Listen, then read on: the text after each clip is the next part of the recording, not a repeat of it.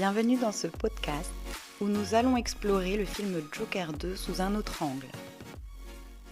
Beaucoup de personnes ont été déçues de ce film. Par exemple, voici un court échantillon d'un retour que j'ai reçu.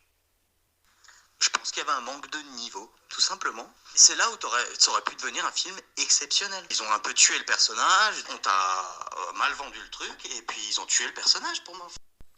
Ils ont tué le personnage, exactement. D'ailleurs, un des titres du film était « Le monde est une comédie ». Et selon moi, ce titre aurait été plus adapté. Alors aujourd'hui, je te propose d'aborder les thématiques complexes que ce film met en lumière. Nous allons particulièrement nous concentrer sur 4 grands axes. La responsabilité de l'environnement des proches et de la société face aux hommes brisés. La quête d'amour superficielle basée sur l'apparence. La valorisation de la violence par la société au détriment de l'empathie. Et enfin, la mise en abîme des attentes sociétales par celles des spectateurs face au film Joker 2.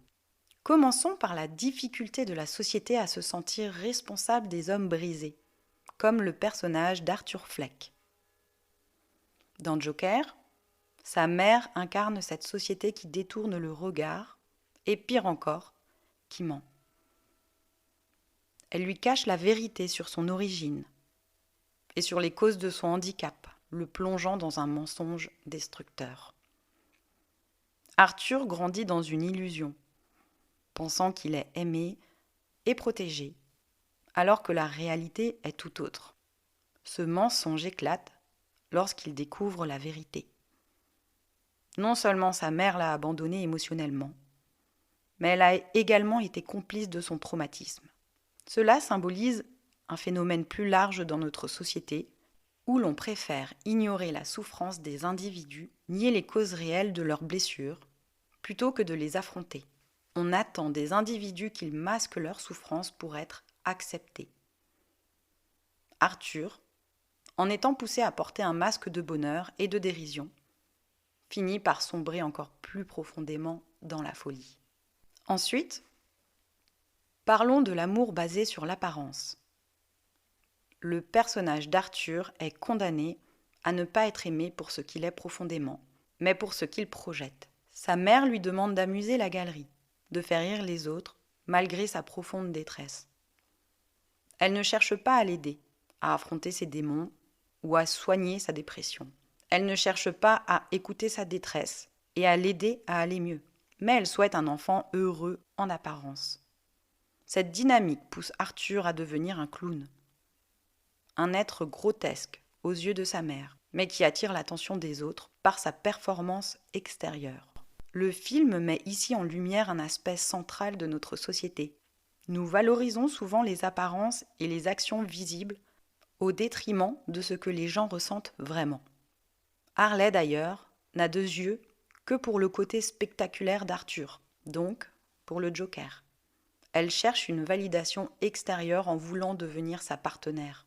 Elle le chante d'ailleurs à plusieurs reprises. Quelque chose du genre « Quand mes amis me verront à tes bras ». Et car elle est attirée plutôt par l'image que par ce qu'il est profondément, elle ment sur ses origines. Elle ment pour faire miroir avec lui. Elle souhaite lui faire croire qu'ils sont similaires, dans le but de le séduire, et cela fonctionne. Au final, dans leur chanson en duo, Joker ne comprend pas pourquoi elle ne le regarde pas lui, mais les spectateurs.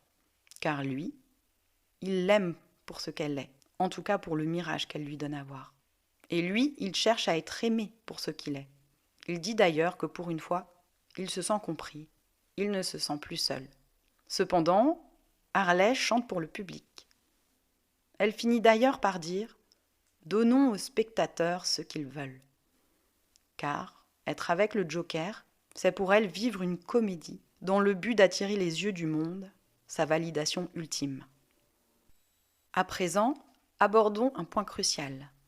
La manière dont la société condamne Arthur Fleck, l'homme empathique, mais acclame le Joker, le psychopathe assumé. Arthur est profondément humain et sensible. Trop empathique pour une société qui préfère l'écraser plutôt que l'aider. on voit un jeu de pouvoir à ce sujet à travers la relation qu'il a avec les gardiens de prison. Un gardien lui trouve une place dans la chorale, mais c'est pour le gardien lui-même, afin qu'il puisse avoir accès aux cours de chant grâce à la renommée de Joker. Aussi, quand Joker dénonce la fausse amitié des gardiens, ils le lui font durement payer, en allant jusqu'à tuer son ami codétenu qui a voulu l'aider. Il décède pris à la gorge, comme si on l'avait assigné à se taire à jamais. Arthur est un homme brisé, un produit des failles sociales. Mais dès qu'il devient le Joker, un homme qui prend son destin en main de façon violente, la société le glorifie. Elle transforme un meurtre en figure de rébellion, en martyr. Ce paradoxe est parfaitement illustré dans la scène de l'autographe, où l'on comprend que pour cette société, la mort a plus de valeur que la vie. En tout cas, vivant Arthur n'a pas de valeur, mais en tant que Joker, il devient un symbole, mort ou vif. Dans cette dernière partie du podcast, abordons un point essentiel. La réaction des spectateurs à la fin de Joker 2, qui pour certains a été marquée par une forme de déception. Cette déception fait écho à un phénomène plus large, une mise en abîme de la société elle-même qui attend d'Arthur qu'il endosse pleinement le rôle de Joker. Tout comme la société dans le film, certains spectateurs sont venus avec des attentes précises. Ils voulaient du chaos, de l'action, un spectacle où le Joker, dans toute sa violence, écrase le monde qu'il a rejeté.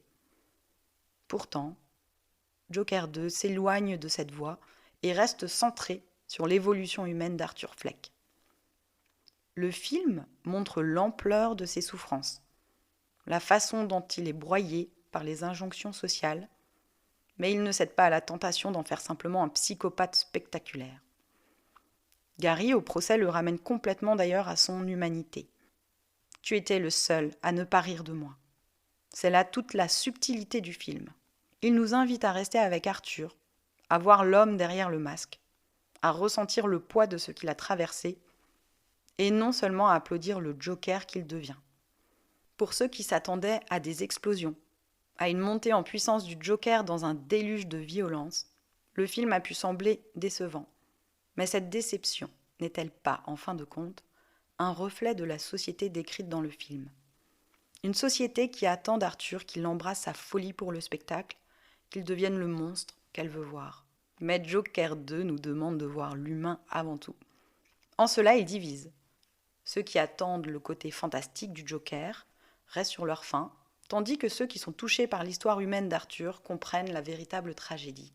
Tout cela est résumé dans la blague de fin faite par son codétenu, son assassin d'ailleurs. Le clown est Arthur, et le codétenu est le psychopathe de la blague. Il deviendra d'ailleurs peut-être son successeur. Le psychopathe demande au clown ce qu'il veut boire.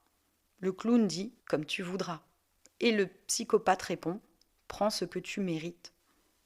Et il le tue. Le clown est Arthur, c'est l'humain. Et après l'explosion, Arthur fait justement réellement le choix de ne pas souhaiter être Joker. Le psychopathe. C'est pourquoi il ne s'enfuit pas avec le compère, mais il va auprès de Harley, qui elle le rejette, car il n'a pas choisi d'être le Joker, et donc de vivre le spectacle. À ce moment-là, la police arrive. Et là est la fin de la blague. Clown, tu décides d'être humain, et rien qu'humain, alors prends ce que tu mérites. La critique est acerbe. La société ne valorise pas les victimes silencieuses, les gens vulnérables. Mais elle est fascinée par ceux qui osent s'opposer à ces règles, même de façon violente. En portant au nu le Joker, elle oublie totalement l'homme qu'il était avant, celui qu'elle a ignoré, humilié et rejeté. En conclusion, Joker 2 nous confronte à une question dérangeante. Dans quel type de société vivons-nous, si les victimes ne sont écoutées qu'une fois qu'elles se transforment en monstres ? Le film dénonce avec force cette réalité, nous poussant à réfléchir sur notre propre responsabilité dans la création de ces figures tragiques et destructrices. Aussi, Joker 2 met en lumière la tension entre l'homme et le symbole.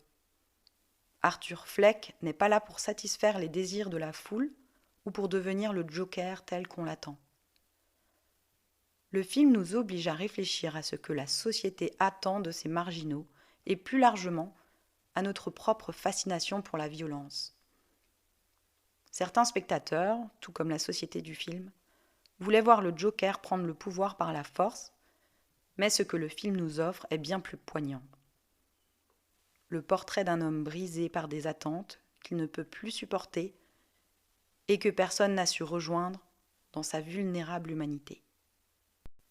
Et cela me renvoie à l'une des chansons utilisées dans la bande originale. What the world needs now, it's love, sweet love. Ce qui veut dire, de quoi a besoin le monde aujourd'hui? D'amour, de doux amour. J'espère que ce podcast t'a plu. N'hésite pas à mettre tes réactions en commentaire et à dire s'il a pu t'apporter une lecture différente de ce film. Maintenant, prends grand soin de toi. À bientôt.